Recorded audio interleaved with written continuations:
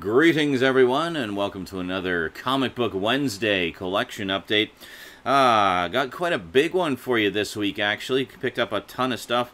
Hit one of the local thrift stores, and they actually had a comic bin of, like, what was it? $2 each, or 3 for $5. So, as it turns out, there wasn't a lot of selection there, but as it turns out, there was a ton of stuff that I actually wanted and had been looking for a while. So, grabbed a bunch of things there, picked up a few things from the local comic store, a bunch of new trades, and a book. Yes, an actual book with no pictures in it. Amazing. I actually meant to include the book in the Fright Night Friday update last week, but forgot. So, sorry, we're just going to slot it in here. Alrighty, so we got a lot to go through, so let's get right to it. Comic book update time today on the Multimedia Chronicles.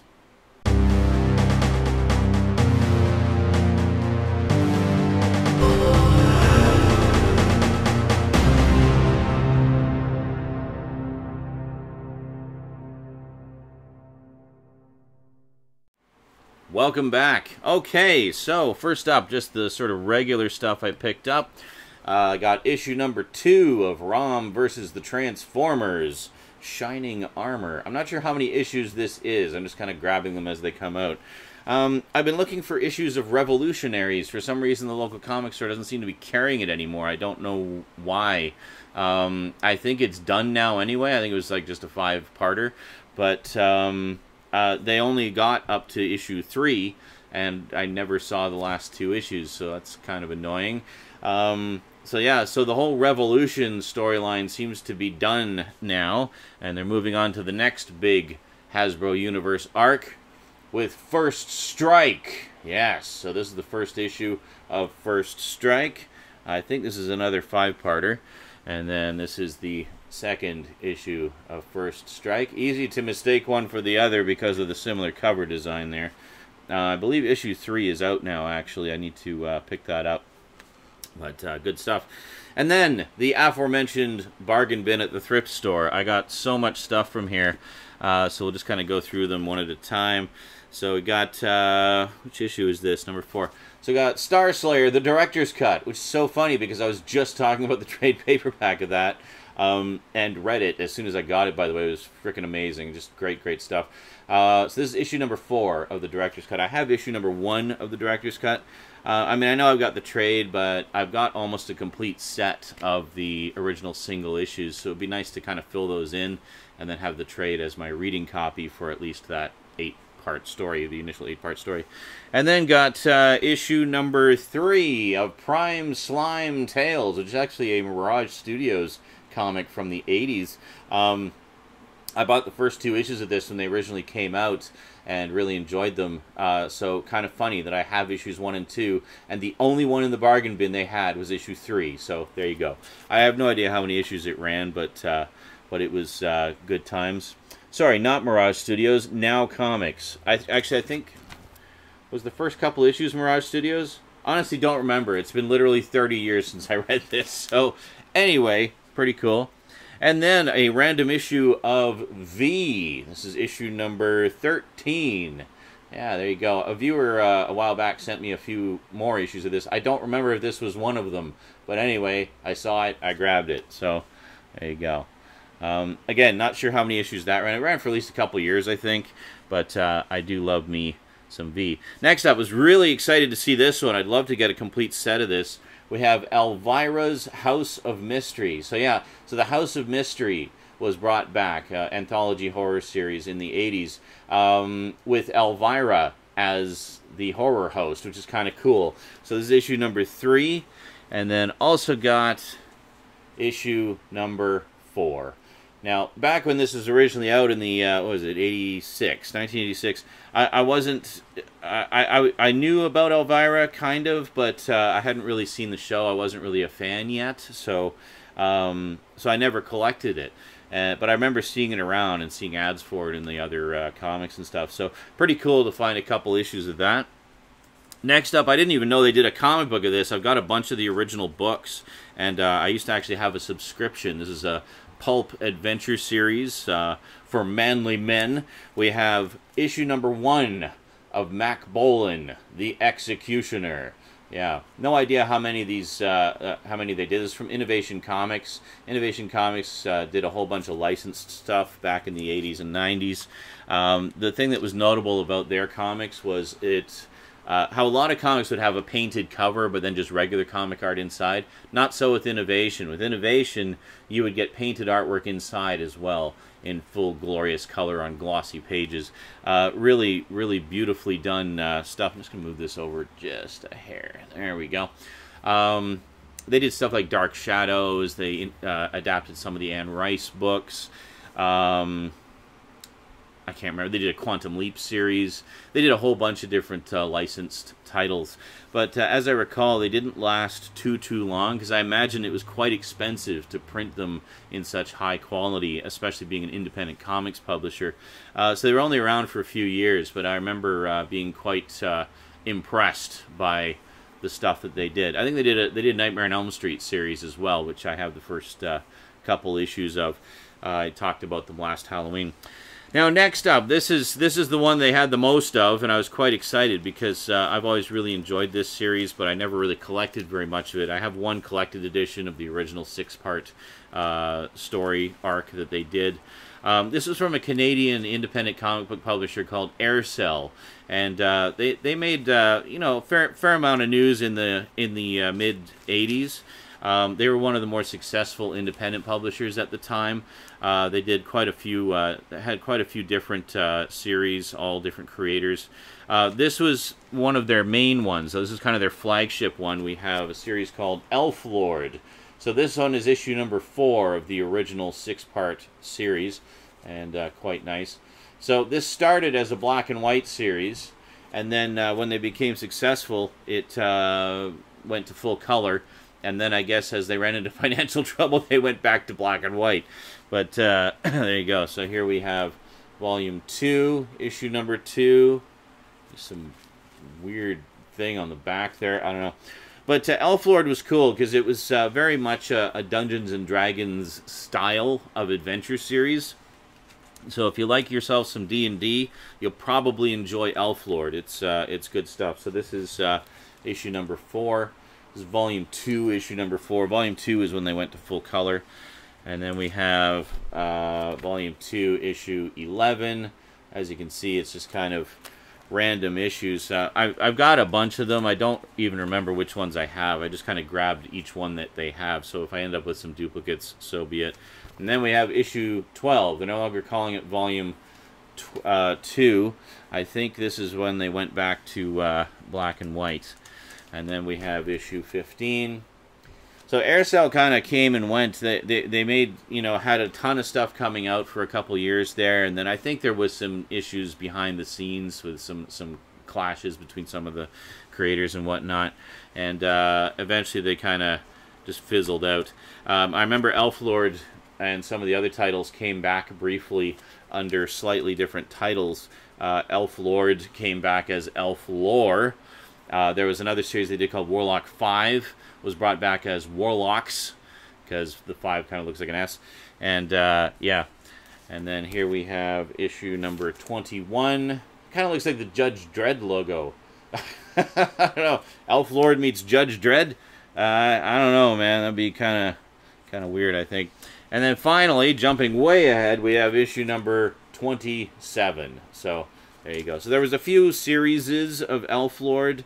Not very many collected editions. There was another series that Aircel did that was quite successful. There was Elflord was their big hit, and then the other one that was a big hit was one called Samurai, which is basically about a modern-day samurai, and that one was quite good as well. They did do a couple of collected editions of that, which I do have, and good stuff. So always cool to see Aircel stuff in the bargain bins. Honestly, these are not terribly valuable nowadays, and you tend to only find them in the bargain bins. I remember one time a few years back, I don't know, maybe about 10 years ago, I found a whole stack of Aircel comics in the bargain bins at one of the local comic shops, and I just loaded up. So I've actually got a pretty massive run of everything they ever did. With, mostly the earlier stuff. I don't have a lot of the later stuff. I'm guessing they didn't have as high a print run, so they're a little harder to come by in the wild. But yeah, very cool. Aircel Comics. Check them out. Canadian comic publisher. All right, so next up, let's see here. Graphic novels. Well, I guess trade paperbacks. The set is complete. Yes, I finally found book 5 of Preacher. They actually got it back in stock in the local shop here. They had one copy, and this is it. This is the one. So there you go. So now I have all 6 volumes of Preacher. So not sure when I'm going to get around to reading it, but basically what the plan is much like how Nicole and I were talking about when we did our American Gods video. Planning to sort of power through all 6 books and then watch, I guess, seasons 1 and 2 of the TV series and kind of do something similar to what we did with American Gods, kind of compare how the two, you know, how one adapts the other. I understand the first season of the Preacher series is kind of a prequel to the comics. I'm not sure about the second season, if it starts to actually adapt the comics or if it's still in prequel territory. I don't know. I know very little about Preacher because I've never read it. It was basically a cold buy based on dozens upon dozens of people recommending it to me for like literally 20 years. So I figured it was about time I finally checked it out, especially with it getting some more attention now with the TV series. So yes, the set is complete, so finally I can actually read the whole thing, which is pretty cool. Next up, I got some Mighty Marvel Monster action here. Really excited about this one. I have quite a chunk of the single issues of this, but it's really nice to have these beautiful collected editions.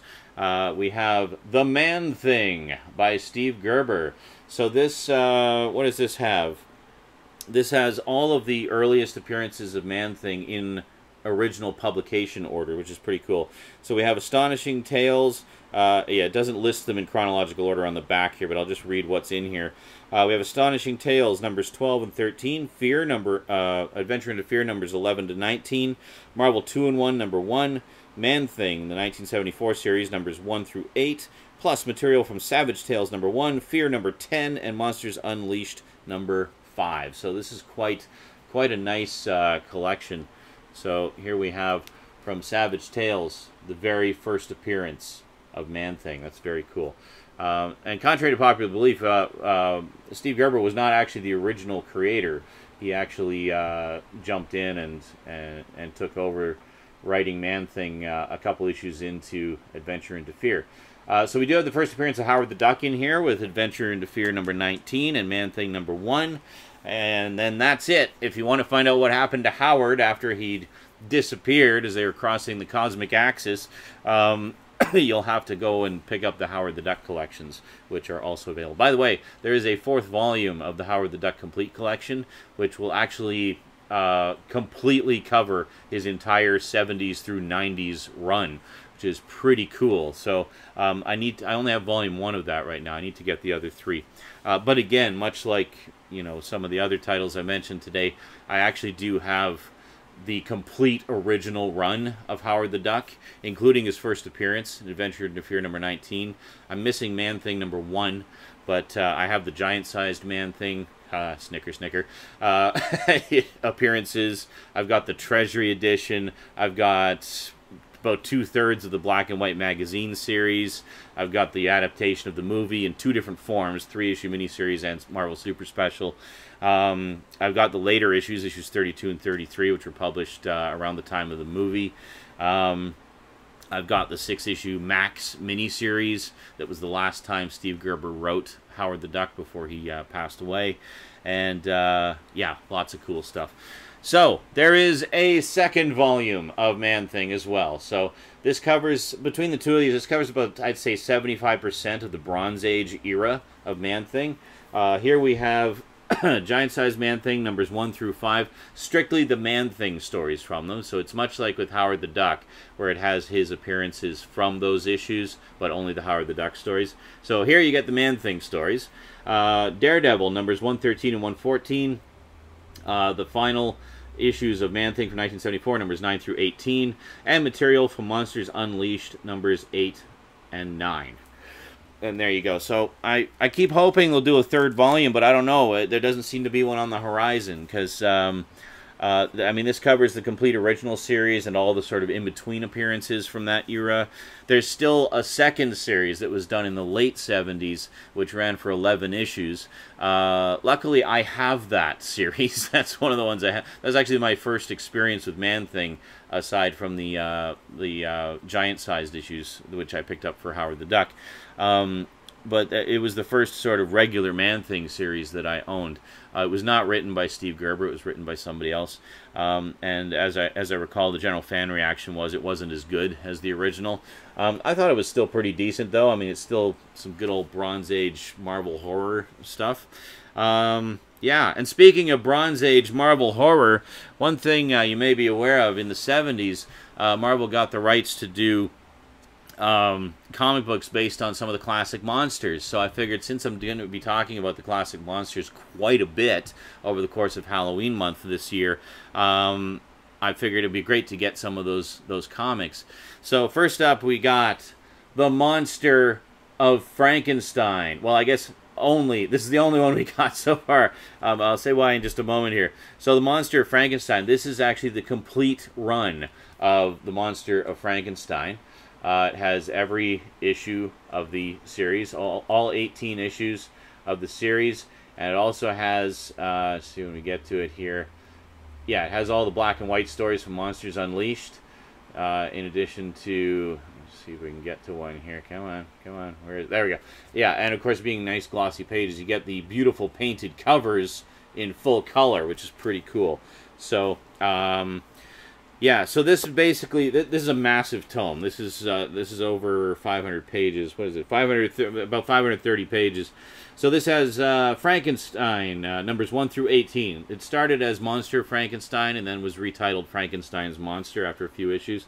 We got Giant Size Werewolf number 2, Marvel Team Up numbers 36 and 37, plus material for Monsters Unleashed number 2 and numbers 4 through 10, and Legion of Monsters number 1.